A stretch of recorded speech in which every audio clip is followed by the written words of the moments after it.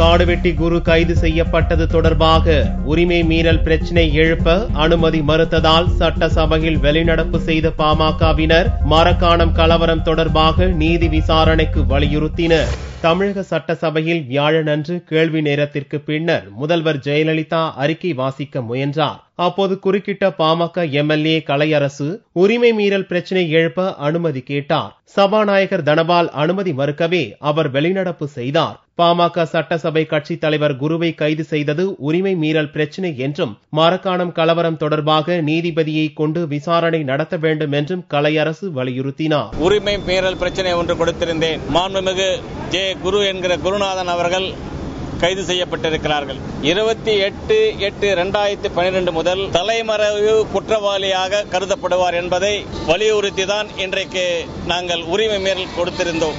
அதற்கு அனுமதிக்கப்படவில்லை. மரக்காணத்தில் நடைபெற்ற விபத்து என்று சொல்லக்கூடிய அந்த நிகழ்ச்சி நீதிபதியை கொண்டு விசாரணை நடத்த வேண்டும் என்கின்ற கோரிக்கையை ஆணித்தரமாக நாங்கள் வலியுறுத்துகின்றோம். மரக்காணம் கலவரத்தில் விபத்தில் இறந்ததாக கருதப்பட்டவர் கொலை செய்யப்பட்டது பிரேத பரிசோதனையில் தெரிய வந்துள்ளதாக கூறிய கலையரசு இதற்கு நீதி விசாரணை வேண்டும் என்று கேட்டுக்கொண்டார்.